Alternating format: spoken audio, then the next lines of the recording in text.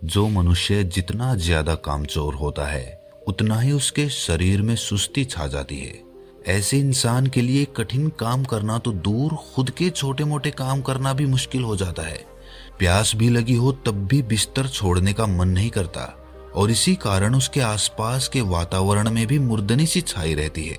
आलस्य के ताले में जकड़े हुए मन में आनंद की कोई झलक नहीं होती। चेहरे पर कभी ना मिटने वाली थकान और आंखों में नींद होने के कारण ऐसे लोगों से सब दूरियां बनाने लगते हैं, और कुछ समय बाद वो अपने परिवार के लिए ही बोझ बन जाते हैं, और उन्हें खुद भी अपना जीवन व्यर्थ और बोझिल लगने लगता है। इसीलिए ऐसे लोगों को अपना जीवन काटने के लिए किसी प्रकार के आनंद और खुशी की आवश्यकता तो पड़ती ही है, ताकि जीवन में थोड़ा बहुत तो रोमांच बना रह सके। और इसी कारण आलसी मनुष्य की कल्पना में काम वासना के विचार उठने लगते हैं, क्योंकि ऐसे विचारों की कल्पना करने में कोई मानसिक मेहनत भी नहीं करनी पड़ती और क्षणिक आनंद की भी अनुभूति हो जाती है, जिससे जीवन में थोड़ा बहुत रोमांच तो बना रहता है। लेकिन आलस्य की चादर ओढ़े ये काम वासना के विचार किस प्रकार जीवन का सारा आनंद चूस लेते हैं, उसी पर आज की कहानी आधारित है। श्याम नाम का एक लड़का पहाड़ी की तलहटी में बसे एक गांव में रहता था। पहाड़ों के आसपास जो गांव होते हैं उनमें बहुत थोड़े से घर होते हैं, और उन्हीं में से एक घर श्याम का भी था। श्याम को उस गांव का बच्चा बच्चा जानता था, और गांव में उसकी पहचान किसी अच्छे काम के लिए नहीं थी, बल्कि सभी लोग जानते थे कि श्याम गांव का सबसे आलसी युवक है। दिन चढ़े तक सोना, हर काम को टाल देना, किसी की कोई मदद ना करना, यही सब दुर्गुण श्याम के व्यवहार में थे। ऐसा नहीं था कि श्याम खुद को बदलना नहीं चाहता था, अंतर्मन से वो भी चाहता था कि ब्रह्म मुहूर्त में उठकर प्रकृति का आनंद लिया जाए। और जब वो देरी से सोकर उठता तो उसे बड़ा अफसोस होता। वो उसी पल सोचता, वो उसी समय खुद से संकल्प करता कि चाहे कुछ भी हो जाए, कल तो ब्रह्म मुहूर्त में उठकर ही रहूंगा। लेकिन रात होते होते वो अपना संकल्प भूल जाता था, और फिर अगले दिन चढ़े तक सोते रहता। ये उसका नित्य नियम हो गया था, ये उसकी रोज की आदत हो गई थी।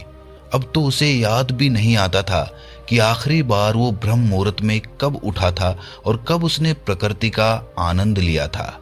अब तो ब्रह्म मुहूर्त में उठना उसके लिए एक कल्पना मात्र रह गया था, और सुबह देरी से उठने के कारण उसके हर काम में देरी हो जाती थी।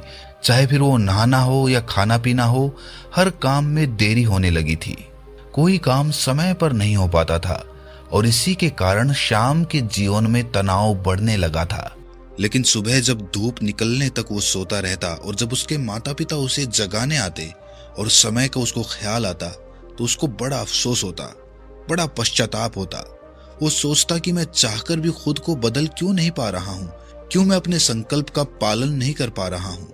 श्याम हर दिन खुद से संकल्प करता, लेकिन अगला दिन आते आते वो संकल्प सूखे पत्तों की भांति उड़ जाता। अब तो उसने खुद से उम्मीद भी छोड़ दी थी कि वो खुद को बदल भी सकता है।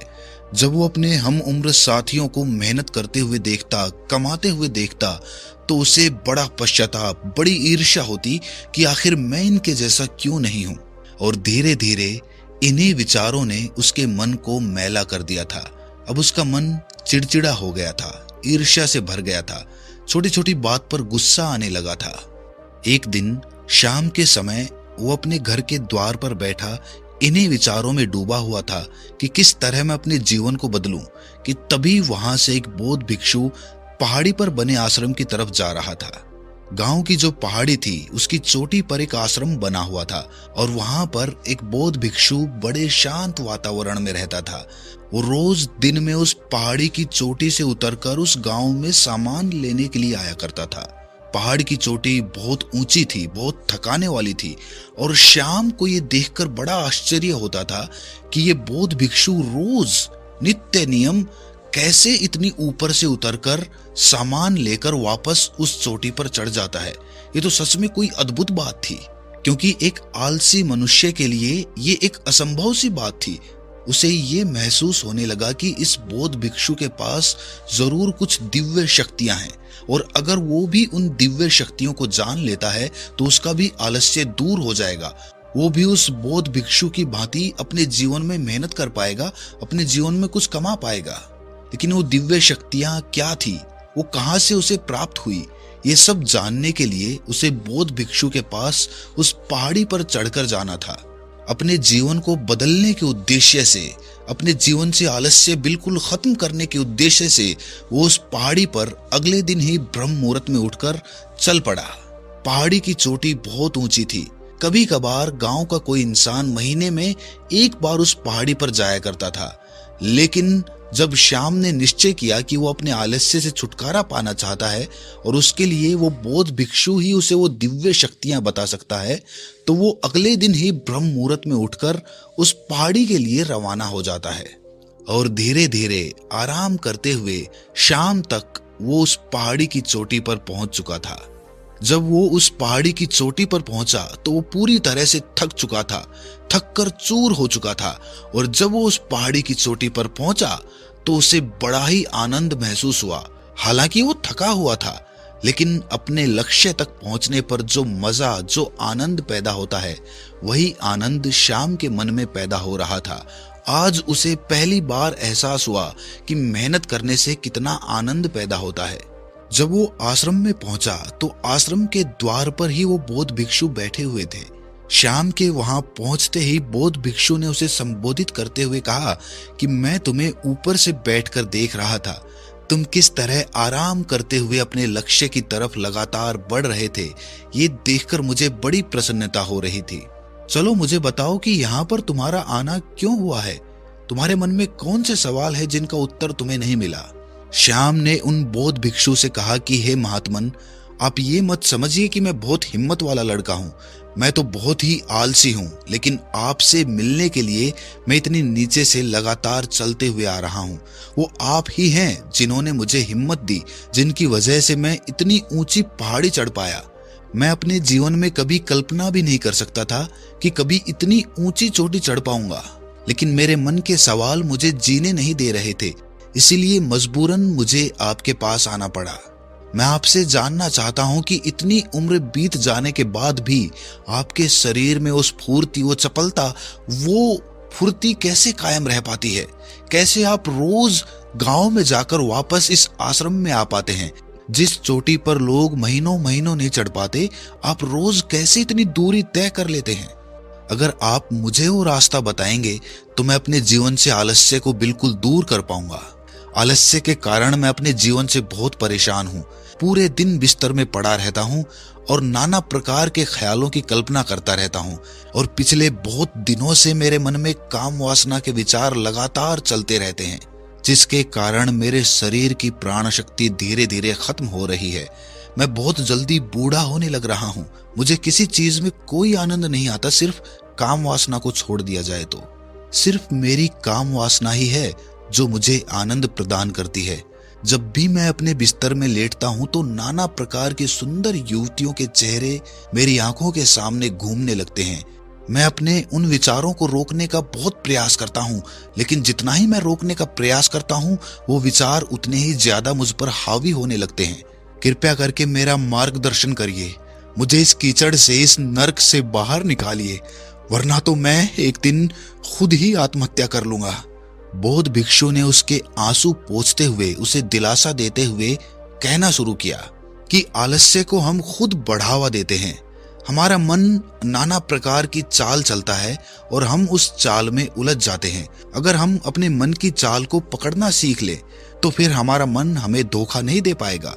फिर वो उसी प्रकार कार्य करेगा जिस प्रकार हम चाहेंगे। अगर तुम अपने मन को 1 इंच भी जगह नहीं दोगे, कोई बहाना चलने ही नहीं दोगे, तो तुम्हारा मन तुम्हारा कुछ भी नहीं बिगाड़ पाएगा। फिर वो तुम्हारा साथी हो जाएगा। और इसके विपरीत अगर तुम अपने मन का बहाना मान लेते हो, अपने मन की चाल में फंस जाते हो, तो वही मन तुम्हारा दुश्मन बन जाएगा। आज जब तुम इस पहाड़ी पर चढ़ रहे थे तो तुम्हें आलस्य क्यों नहीं आया? तुमने खुद से ये सवाल किया? क्योंकि तुम्हारे मन के पास कोई बहाना ही नहीं था। तुमने अपने मन को बचने के लिए कोई जगह नहीं दी। तुम्हें पता था कि अगर तुम्हें वो तरीके पता नहीं चले जिनसे तुम्हारा आलस्य दूर होगा तो तुम खुद आत्महत्या कर लोगे। तुम अपने जीवन से इतना ऊब चुके थे, अपने आलस्य को दूर करने के लिए इतने लालायित थे कि तुम्हारा सारा आलस्य एक पल में खत्म हो गया, क्योंकि तुम्हें किसी भी कीमत पर अपने सवालों के जवाब चाहिए थे और वो जवाब सिर्फ मैं ही दे सकता था और मैं इस चोटी पर बैठा हुआ था।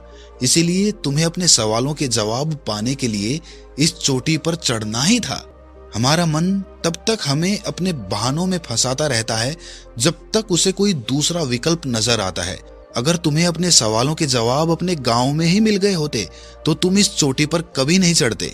चूंकि तुम्हारे पास कोई दूसरा विकल्प ही नहीं था, इसीलिए मजबूरन तुम्हें इस चोटी पर चढ़ना पड़ा और इसीलिए कोई दूसरा विकल्प ना होने के कारण तुम्हारा आलस्य बिल्कुल दूर हो गया। चाहे कुछ देर के लिए ही हुआ, लेकिन हुआ तो सही। जब तुम दिन चढ़े तक सोते रहते हो तब तुम्हारे मन में यही ख्याल होते हैं कि शायद मेरी किसी को जरूरत नहीं है, मेरे पास कोई काम नहीं है, इसीलिए जागने से क्या फायदा।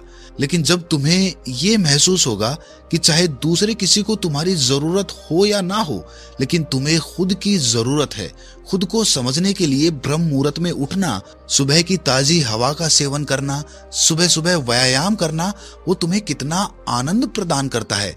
एक बार अगर तुम्हें ये महसूस हो जाए तो तुम्हारे पास दूसरा कोई विकल्प नहीं रहेगा और उसके बाद तुम्हारा मन तुम्हें अपनी चाल में फंसा नहीं पाएगा और तुम्हारा आलस्य बिल्कुल खत्म हो जाएगा। तो सबसे पहली सीख यही है कि अपने मन से बहाने बनाना बंद करो। कब तक खुद को धोखा देते रहोगे? अपने आलस्य को दूर करने के लिए भोजन का बहुत बड़ा उपयोग होता है। जैसा खाएं अन्न वैसा हो जाए मन। इसीलिए जिस प्रकार का भोजन तुम करते हो उसी प्रकार का तुम्हारा मन हो जाता है। अगर तुम बासी खाना खाओगे, बेवक्त भोजन करोगे तो उसका अंजाम भी तुम्हें भुगतना पड़ेगा। समय से और शुद्ध भोजन करना बहुत आवश्यक होता है और इसके साथ साथ ये भी ध्यान देने वाली बात होती है कि जितनी भूख हमें लगी है उससे 2 रोटी कम खाई जाए, क्योंकि जितना भरपेट हम भोजन करते हैं उतना ही आलस्य हमारे शरीर में प्रवेश करता है।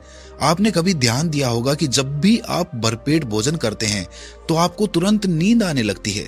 इसके अलावा अपने शरीर की देखरेख भी बहुत आवश्यक होती है। अपने शरीर को ना तो बहुत ज्यादा गर्म पानी से और ना ही बहुत ज्यादा ठंडे पानी से एक इंसान को नहाना चाहिए।